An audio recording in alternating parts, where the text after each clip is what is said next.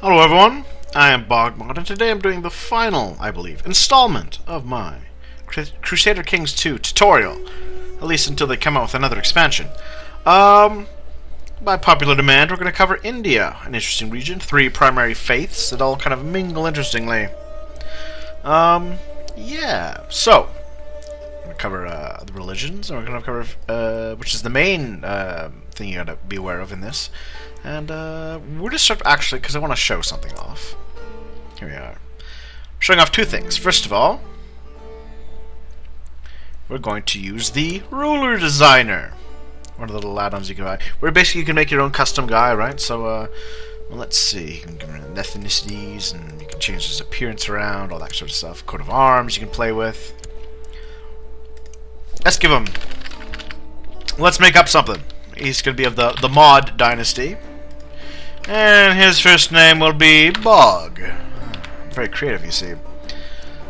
Education, control that. Well, I'm going to check him up with the Grey Eminence. Now, traits. Well, let's see. I'm going to start him off wounded. All the traits either cost positive or negative things, right? So we're going to make him wounded, because that's something you generally heal from fairly quickly. Then I'm going to make him a genius. Now, lustful. I like lustful. It gives you a fertility bonus. The Christians don't like it, but it's not that. But you have more children. And in this game, having children is a useful thing. Now, I haven't verified this, but gluttonous is usually one that's pretty decent to take with the other guy, with Christian religions, because doing the hunting, I believe, is often good for getting an event while you're doing a big hunt that gets rid of gluttonous.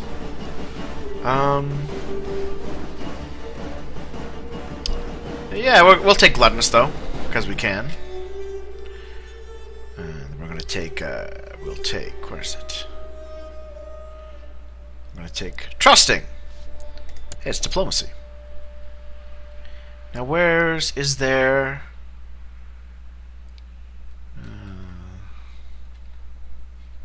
Patient.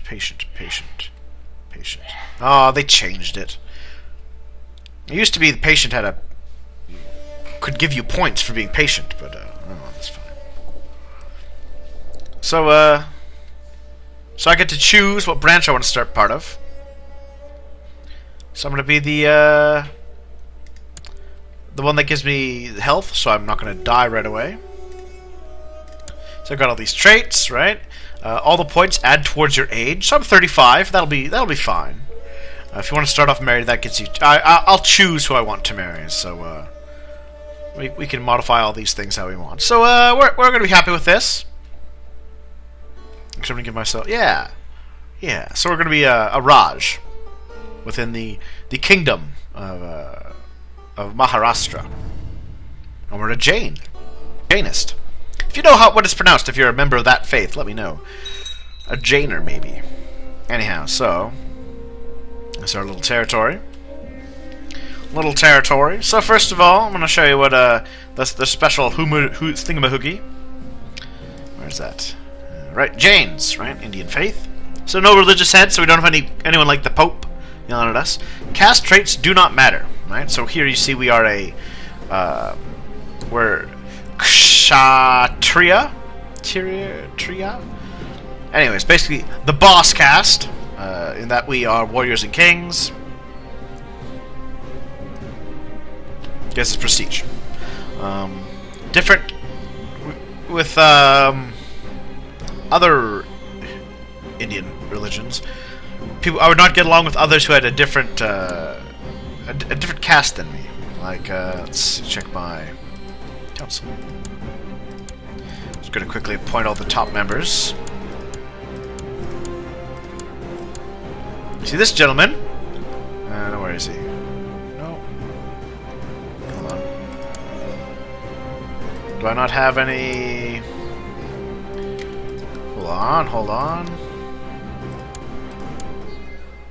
Ah, here we are. This gentleman's a Brahmin. The caste of Indian scholars and priests, the highest in the caste hierarchy.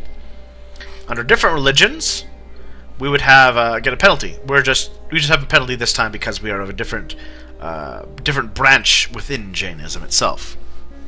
So yeah, Jainists. So if you're ever thinking about playing India, I would probably recommend going with Jainist, right? To start with, at least. You can choose who is your offspring, right? So while I'll show this here. While I still have Gavelkind as the official law of the land, I can choose who will get my primary titles. Very useful.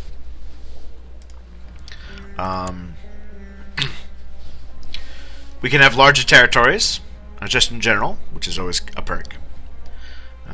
We get bonuses to all our vassal opinions, right? So less likely to have rebellions and people fighting against you, right? So you can declare subjugation wars against all other Indian religions, right? So over here we've got Hindu, we can attack him. Over here we got Buddhists, we can attack him. See, I can just go. Alright, I'm not bordering. I'd have to border, but otherwise you can. I'll show that in a bit with the other guys. That's something you always want to keep an eye out for. There's just because I kind of like, because of where I'm situated, I couldn't just launch an attack, right? Yeah. So let's see if I can. So this is one of the other interesting details. You can change your religion. You have to have an amount of prestige, right? And you can change. You can also change your branch, right? Otherwise, you have the same things. You can hire a holy man, Diwali feast. They get the tiger hunts. So first, now, one other thing useful to note is that as a vassal, I did cover this last time, one of your options is trying to become chancellor, causing you to gain a point. Now, you'll notice that I already have a ridiculous high diplomacy.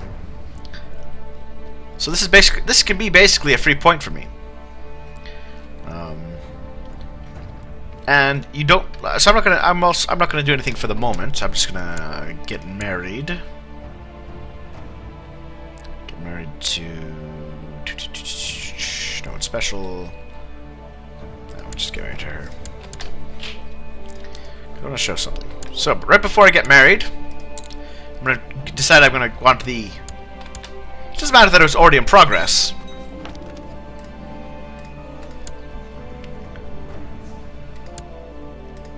So I get that. Fulfill the ambition, so I got the reward. So even though I just started that like 10 seconds ago, still qualifies.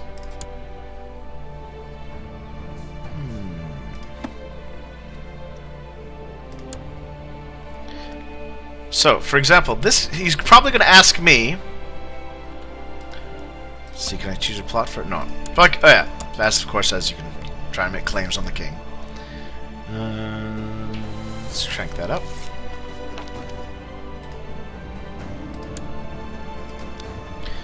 So one of the other things you got to know about this being a Jain. Where's that? Right, you can't declare holy wars.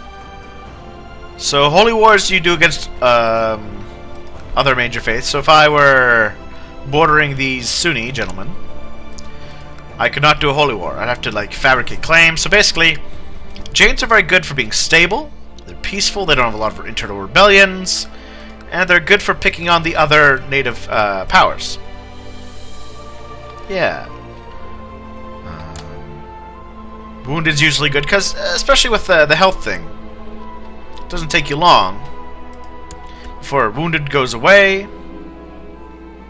Oh hey, never mind. Oh, I didn't come it. Yeah, wounded is a temporary. It does decrease my health. Ah, there we go. So now I stop being wounded. So my martial skill will go up, and now that I have these fancy scars, I get more prestige. And now the trait's gone. It was basically free points to work my age down. So yeah, go that. Now then, we're just going to change. Switch to... We'll just resign and we'll start a new game. And I'll show you do.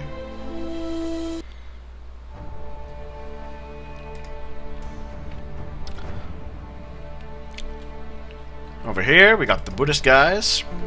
I'll just place him, just to show how that works.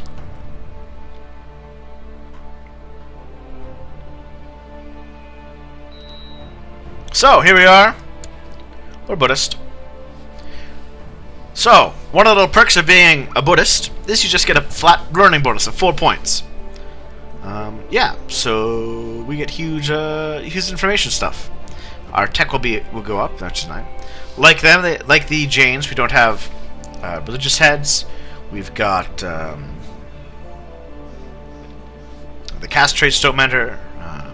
We can also declare subjugation wars against all Indians. So, over here is my neighbor in Pratihara.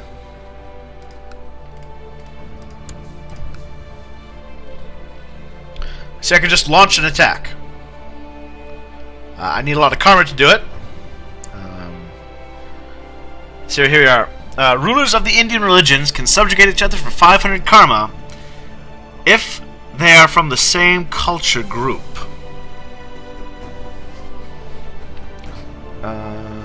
So he's Indo-Aryan, and I'm also Indo-Aryan. And this gentleman is Indo-Aryan. Telugu. Alright, so I could attack him, subjugate lots of his lands. And you may wonder, well, what if I run into places that are sharing culture groups? Well, you can always just have your son raised by someone of a different culture. You know, find someone from down here that's willing to come up to your court, and I could get them from Tamale. So back to my religion stuff. They also can designate any valid offspring as heir. Right? Oh yeah, one of the other things that the religions have is a difficulty converting the other because they're so accepting more or less of each other, which is a perk because you don't have to worry about rebels as much. It's hard to get people to convert, so you do get that little penalty. There's also a weird thing if you're trying to... I can't do it here. I'd have to show you. Well, I can show you in a second, actually. So that's Buddhists. Nice learning bonus.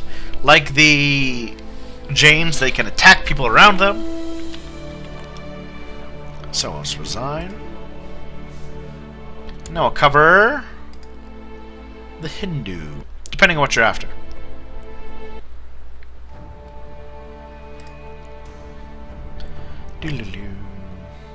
So there we are. Pratihara. King of Pratihara. We're quite the little boss there. So, Hindus. So in this case, caste traits matter greatly. So we'll definitely get bonuses and penalties depending on the castes. They can raid other faiths, so I can. So they're kind of like the, just.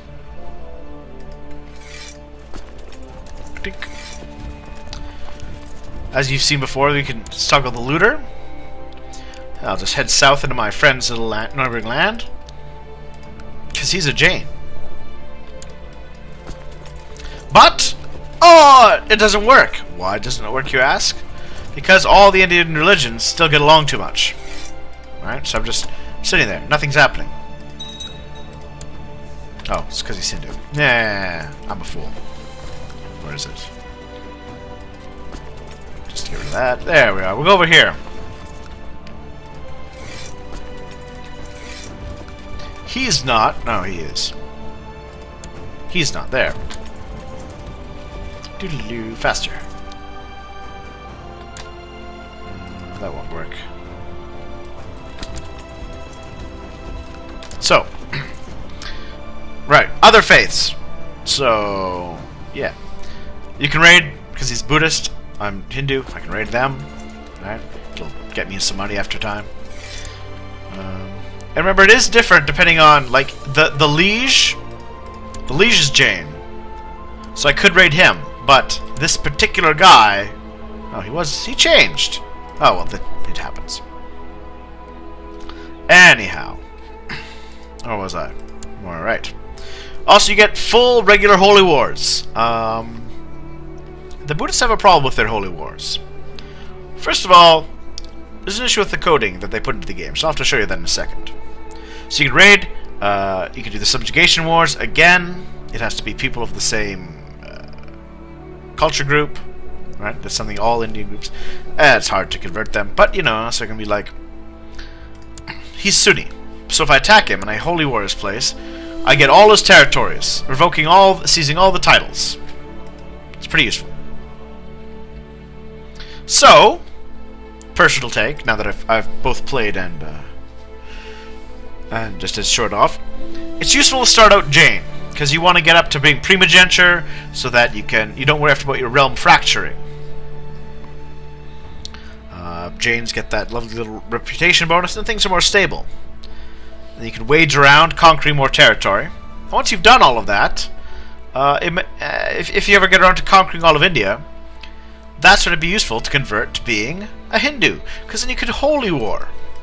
So now you're probably curious, what's going on with that whole Buddhist holy war thing?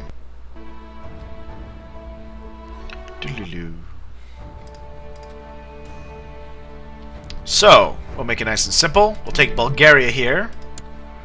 Convert this Bulgarian to a Hindu, or no, Buddhist. There we are.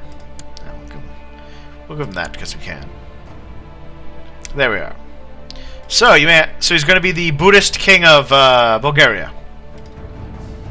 Don't ask. It's one of the neat perks of the editors. You can be very ahistorical. So here we are. King Radislav, the Buddhist of Bulgaria. They both start with B. You already start off at war with the Magyars, but that's not what I wanted to show. So, yeah, holy war for Abydos. So, yeah, not only does it have a bad description, as you can see here, but you only take, like, one piece of land at a time. So, it's a holy war, but it'd be slow as hell. Whereas the others who get full holy wars can target entire duchies. Yeah, I know. It's weird. It's weird. So that's a little, just showing you how the game goes. The last three kingdoms. India's interesting because, yeah, you can change your faith between the three, depending on what your needs are. And you can, because they're so accepting of each other, you don't have the uprising issues as much.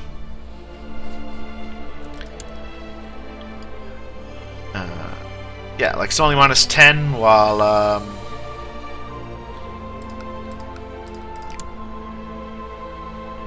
being an infidel, yeah, -26. So it's more like, it's kind of like how the difference between being a Catholic and an Orthodox in this game.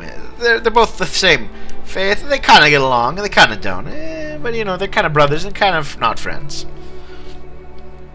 But yeah, so I think if I had, having played through as a full game of Pradahar once, by all means I recommend you check out that playthrough. I'd say go being a Jain first. Conquer everything. Convert to Hindu. Conquer the rest of the world. But that's just me. Everyone has their own playstyle, do whatever you want, or yeah. Could always be fun to be a Hindu and just take over Ireland or something. Do whatever's weird. So yeah. Got to show off the character creator, which is nice. The three religions over in them. So yeah, you got your warlike Hindus and your peaceful Jains and your kind of middle ground Buddhists, your smarty pants Buddhists. Anyhow, so that's an introduction on being in India. They have a lot of elephant-based events. Elephants are pretty good. Thanks everyone for watching, and I hope you enjoyed this little touch.